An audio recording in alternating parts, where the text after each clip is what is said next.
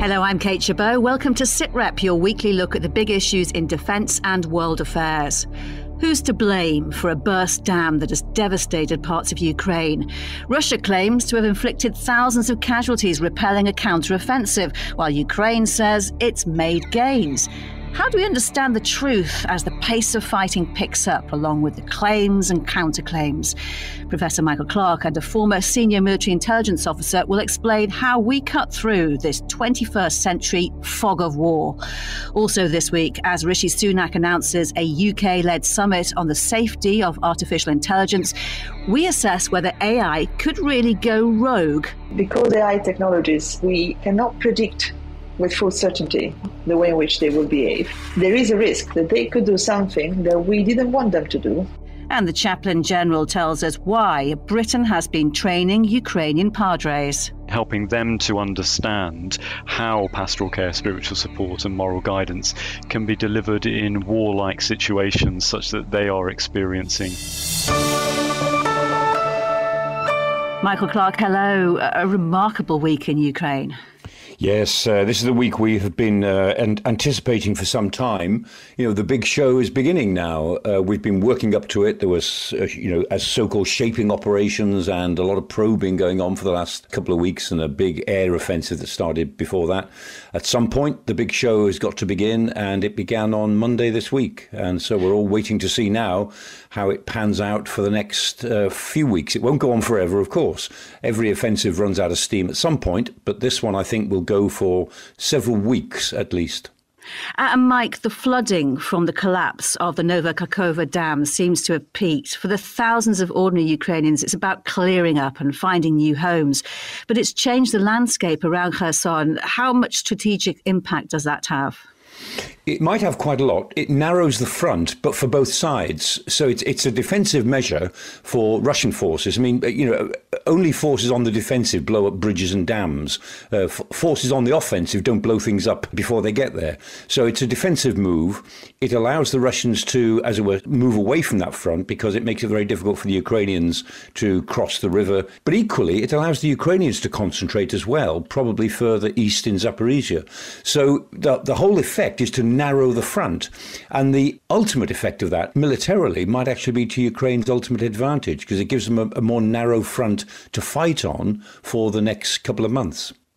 Well, the more that's happening in Ukraine, the harder it can be to understand what it all means. In the last few days, for example, Russia claiming to have thwarted a major Ukrainian attack in Donetsk and killed 300 troops, but Ukraine claiming some gains and saying it has no information of such an offensive. Just to complicate things further, the Wagner mercenary group rubbishing claims from its paymasters in Moscow to have inflicted thousands of casualties. This is a war where we get real-time updates constantly, but making sense of competing claims and fragments of information can be hard. So how do we, as observers, make sense of it all in the 21st century fog of war? Let's bring in Colonel Philip Ingram. His Twitter bio, which we can definitely trust, says he's an ex-military spook and now writes and broadcasts about things intelligence, security and more. Philip Ingram, good to speak to you. Thanks very much for coming today. From intelligence analyst to journalist, I'm hoping you've got some tips on critical thinking to share with us. Well, critical thinking, yes, I wish. That's the answer to the $6 million question. But the biggest issue that we have is the flow of information being so fast. And instead of going through trusted channels, as it did during the Second World War, coming fed into everyone's mobile device at a pace, it's very difficult to sift out the misinformation, the disinformation, the propaganda from the truth. And that takes a little bit of skill. And that's why we have to trust reliable sources like BFBS. Thank you. And to take an example for the ordinary citizen waking up on Tuesday morning, they hear on the radio that the Kakhovka Dam has been breached. They look at their phone. There are already dozens of updates on the new apps. Russia saying it was Ukraine shelling, Ukraine saying it was Russia's sabotage, all mixed in with the satellite pictures of the damage and stories of villages already being flooded. How can the average person do something with all that information to try and make sense of it all?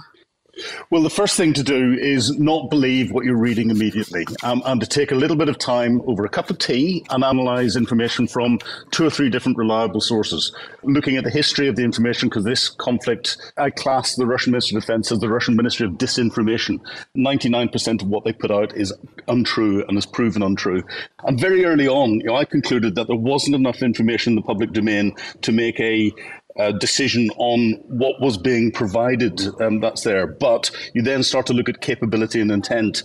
From a capability perspective, it would be very difficult for the Ukrainians to get in a position to blow the dam up. From an intent perspective, it doesn't match what they need to do. However, from the Russians' perspective, they were in control of it. So it was easy for them to get a capability in place to do that. And they've had the intent to carry out these sorts of disasters for a long period of time. There were reports last year of Russia mining the dam. But it takes that level of analysis from understanding what's going on historically to understanding the tactics of what's being used, to understanding who's going to get the advantages, to be able to really put that into proper context. And Mike, this is also, I guess, your everyday as well, trying to cut through everything from a bit of spin to outright lies to see what may well be a big truth hiding in plain sight. Yes, exactly. And what Philip says is exactly right. Don't believe the first thing you look at. Usually when something happens, whether it's a terrorist attack, even if it's a fire in a warehouse, the early reports are normally not exactly right. When I used to teach research students this, I used to say that the principle is what I call CVC. The first C is corroboration. Is there more than one source saying this? And what is the source? The V is verification. Does one source tend to corroborate from a different perspective? And the last C is the most important: context. Does it feel right? You've got experience. Does this feel right? If it doesn't feel right, have a look at the first 2 things. Look at the corroboration and the verification. But it does take time, and we all make mistakes, and it pays to be cautious in the first few hours. Philip, it's quite difficult, isn't it? Because on the one hand, you want to be balanced and treat each side's statements equally in terms of trust or skepticism if you want to get an accurate picture. On the other hand, we have this moral view of who is right and who is wrong. And we have a much longer verified history of lies from President Putin, as you mentioned earlier, including his many assurances that he would not even invade Ukraine. Well, exactly. But it's more than just wanting to believe something. It's trying to take that emotional gut feeling away from your analysis, and you analyze things from a logical perspective, and you have to be willing to turn around, and whilst the rest of the world is saying it's this, if your professional understanding says it's something different, you have to have the moral courage to stand up and say it is something different, or it could be something different. Philip, it was interesting to see both the BBC and RTE getting flack on Twitter for having Russia's denial of attacking the dam as a latest headline. It was factually accurate, though, in that they did deny it. I wonder if either of you see any lessons in that. There are lessons in it, and I feel sorry for the major media outlets because they are the reliable sources, and it's not just military analysts who are looking at them and all the rest of it. It's the general public. I think it's important they put a balanced picture out because they don't necessarily have the experience in every case. Their top journalists will do, but they have to have some time off. They have to get some sleep, but they may not have the experience in every case to make that judgment call. And this is where some of the output from the likes of defence intelligence, which generally is very good indeed, but when you get major incidents like this, I think they should concentrate on that and give a little bit more of a steer, because mainstream press will pick up on that and help the picture that's been painted to the general public.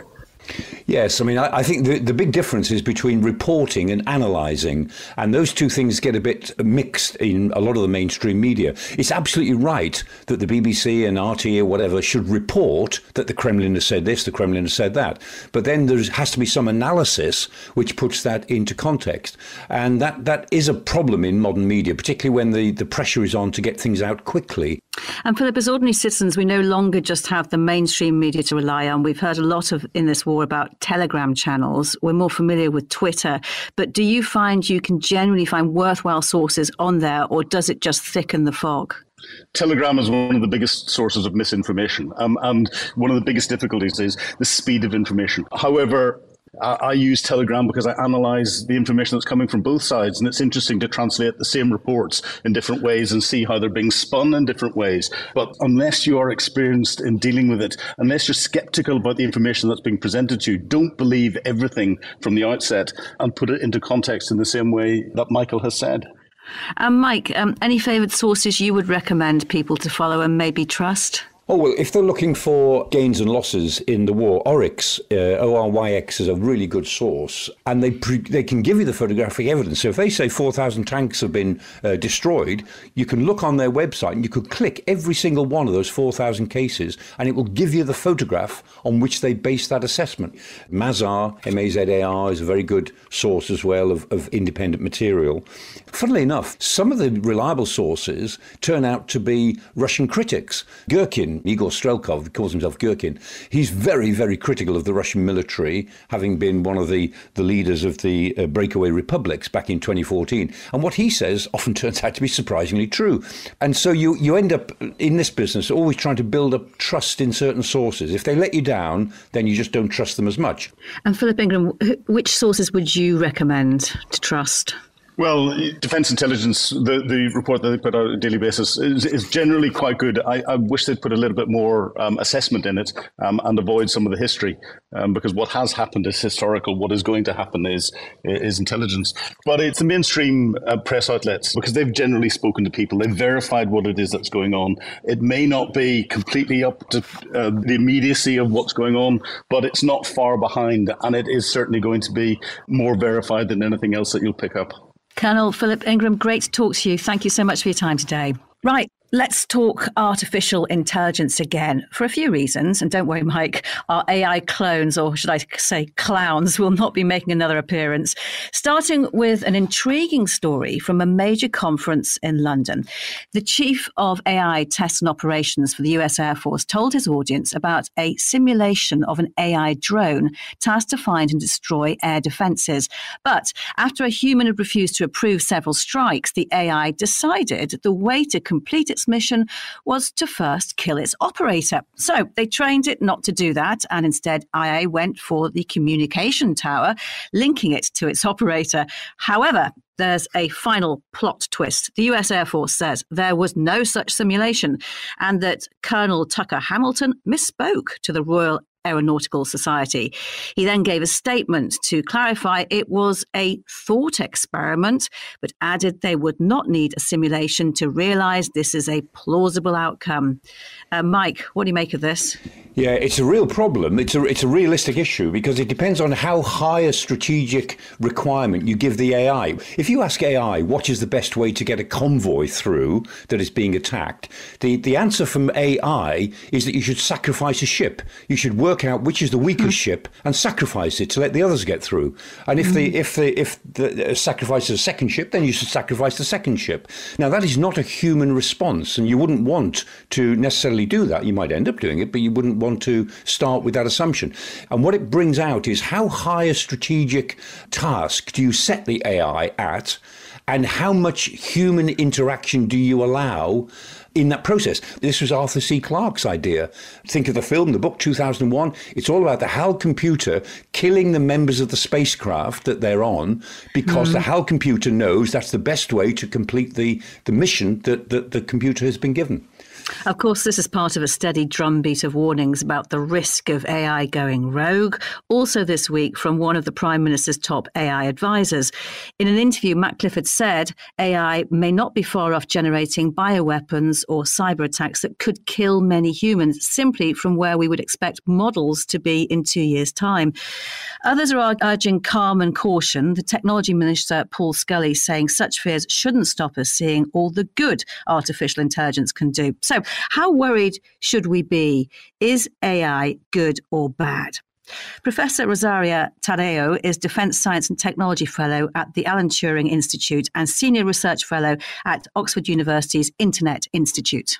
I don't think that there is any real risk of any of the sci-fi scenario where, AI surpasses human intelligence or acquires consciousness of self-awareness. There are risks that AI might pose to individuals in terms of contributing to the use of force in the context of defense. And because AI technologies are technologies that we cannot predict with full certainty the way in which they will behave, there is a risk that they could do something that we didn't want them to do, targeting the wrong target on a battlefield. So there is a risk there, but it's a risk that is as serious as it is more circumscribed to a specific context. So in that light, are you saying it is possible that AI could turn on human beings? I think that if we imagine a full autonomous weapon system that is deployed, for example, to target combatants on a battlefield, it's possible that that machine might decide to attack the wrong target, attack a non-combatant, because it might take decisions that we did not foresee. It is likely, as you were mentioning before, that an AI system that is used to launch cyber attacks might cause consequences which are outside of the cyberspace, so to speak, that are kinetic and so impact human beings, the analog world around us. So there is that risk, but it's a risk that is much more, concrete in terms of what can happen in specific context. In the realms of science fiction, there's a tipping point where artificial science is able to think faster than humans can. And at that point, we lose control of it. It will always be at least one step ahead. There's a logic to that. In the real world, is there a flaw to that logic? So the first flaw is that machines don't think. They do statistics, very quick math, so to speak. So that's the first flaw. The second flaw is that we are not at the point where we deploy machines without any form of human supervision. There is still a moment where a human can still pull the plug, so to speak. But we are going in a direction where humans are more and more remote from the machines. And so the risk that a machine might not be thinking faster than a human, but that a human might be too late to arrive, it's concrete. Do you have an idea of how soon that could become a reality, that there is no fail-safe human override? It's not a matter of how much technology progresses, it's a matter of how we establish the governance of this technology. So it's not a prediction in terms of how soon we're going to get there. It's more an assessment that we have to do in terms of how well we are establishing the policies and the rules around this technology for these risks to be mitigated. South Korea already has machine gun turrets that can operate totally autonomously. It's just chosen to add a requirement for final human approval before firing.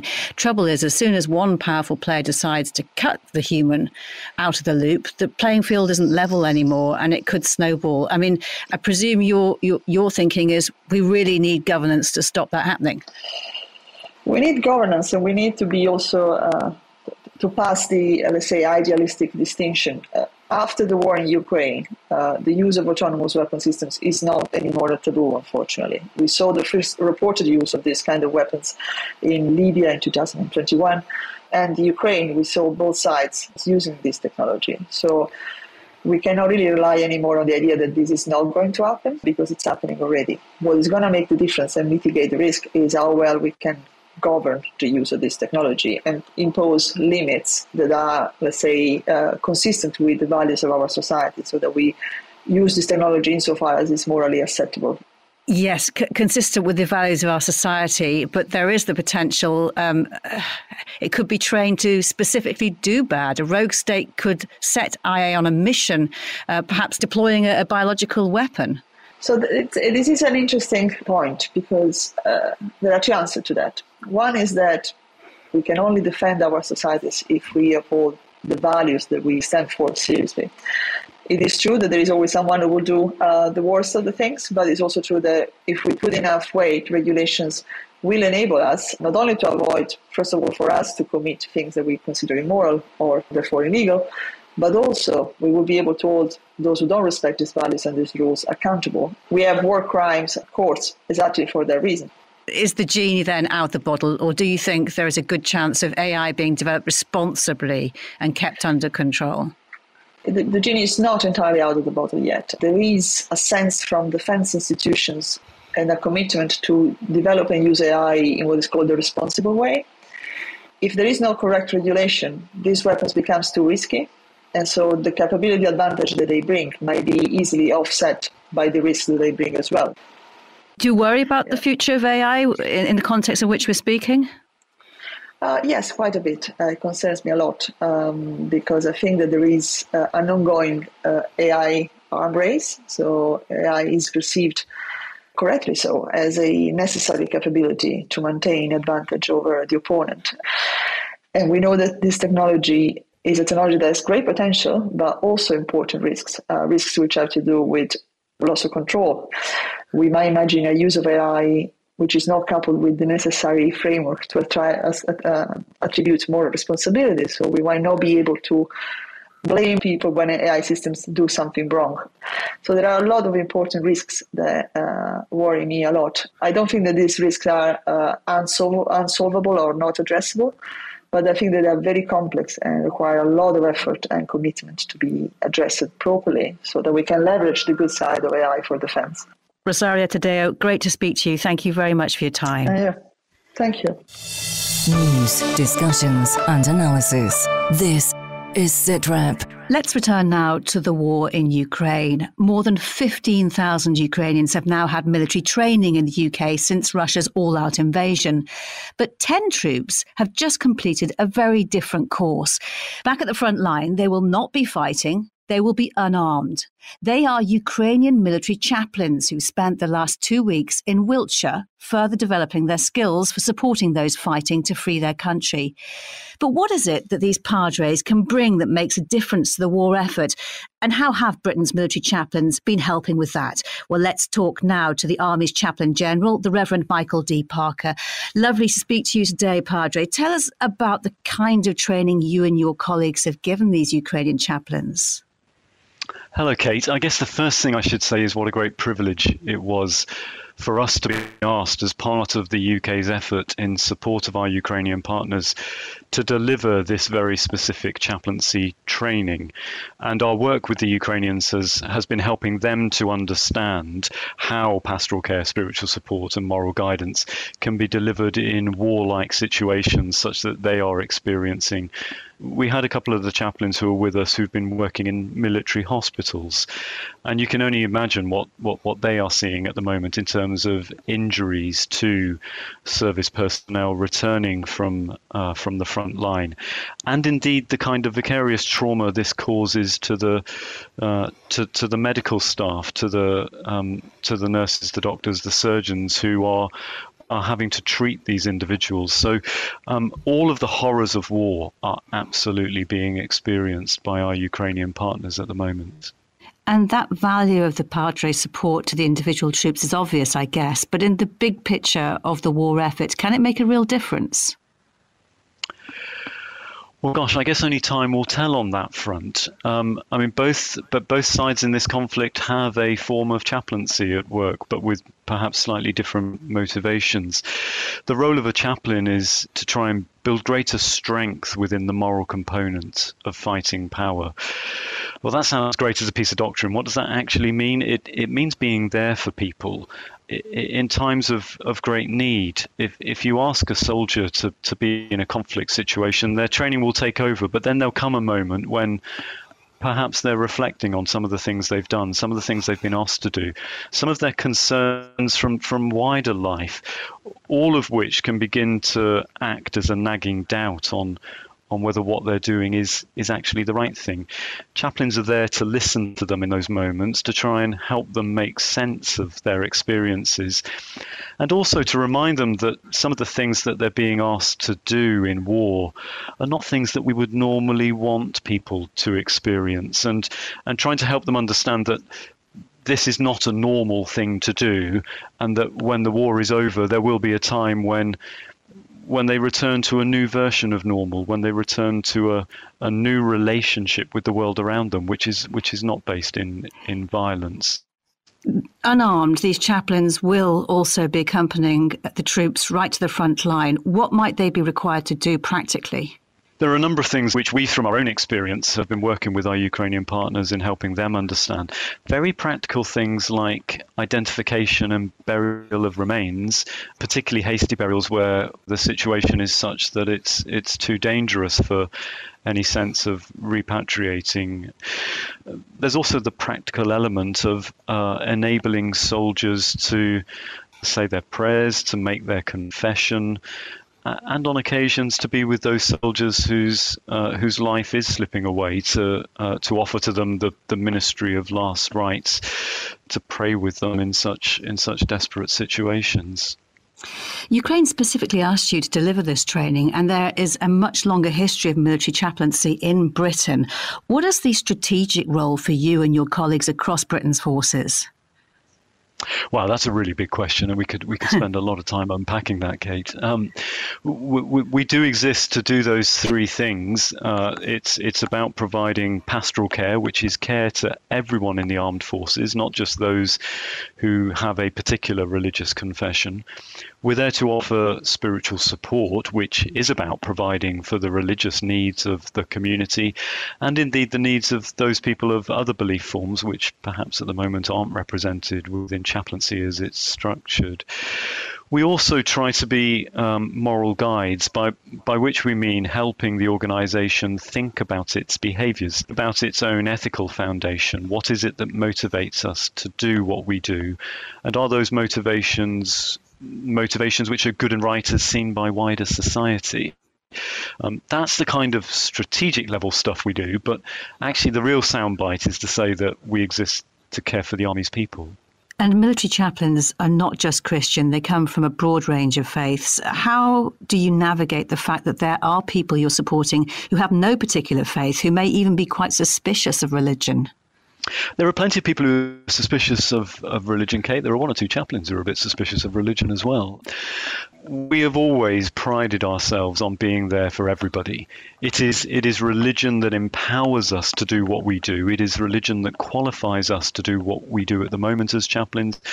But that very much sets the tone of how we interact with people. We become a sanctuary. We're a trusted space for other people. And I think because of that, it's the religious element which often makes people feel comfortable talking with us. Once they get over the initial, oh gosh, this person's going to start bashing me with the Bible or some other scriptural text, they quickly realize that's not really the sort of people we are. We are just genuinely inspired by our faith to want to care for other people and to want what's best for them. And sometimes that does mean helping people who not only don't share our religious beliefs, but actually feel quite contrary to them. That's no barrier in terms of receiving support from me or indeed from any of the chaplains in the Army. And who provides the support to the Padres, those 10 Ukrainians who just returned? Who do they have to turn to? Well, obviously, they're part of a much bigger family of chaplains in Ukraine. They only formed their chaplaincy department just over a year ago, having been directed to do so by the president. So they're still growing that sense of the support network. But we've shared with them some of our experiences and the things that we do to try and look after each other as chaplains. What kind of frame of mind were they in when they went back? Determined. I've yet to meet a Ukrainian here who is not in a very clear and determined state of mind that they are returning to Ukraine to do a job that is desperately needed. And when involved in a war of national survival, that focuses the mind in a way that you only have to look into the eyes of a Ukrainian service person over in the UK training to know that they are absolutely driven by the sense of justice that they feel they're fighting for in the defence of their country. Reverend Michael D. Parker, really good to talk to you. Thank you very much for your time. Thank you, Kate. Mike, those Ukrainian Padres have returned into a fight that looks like it's going to increasingly test that determination in the coming weeks. Yes, it certainly will. And when I think of the Padres' role, there are two comments that have always stuck with me. One was Norman Schwarzkopf, who commanded American forces in the Gulf War in 1991. And I heard him at a public meeting a few years later, and he said, in all my fighting career, I've never met an atheist in a foxhole. Yes. And that's absolutely true. And the other one was General Patrick Sanders, Chief of the General Staff now. When he was the last man in Basra, and they had a really tough time in Basra, tougher than people realise, I think. And he was speaking at Rusi immediately afterwards, and he was saying there in this public lecture, he said, I could have done without this or that officer if I had to. I could have got by without this facility or that facility. But he said, I could not have done it without the Padre. He said he was my single most important officer. That he said the boys would not have come through that without the Padre. And a couple of years later, I happened to be sitting with him at a dinner, and I reminded him that he'd said that. And he looked at me very hard, and he said, yeah, absolutely true. I still think it now. I could not have got through without the Padre. Professor Michael Clarke, thank you very much. And my thanks to all of our guests. That is all for now. We'll be back with another Sitrep next Thursday. If you want to listen online, you can now find us on the Forces News YouTube channel, as well as our home at bfbs.com/sitrep or wherever you download your podcasts. For now, though, from me, Kate Chabot, thank you for listening. Bye-bye.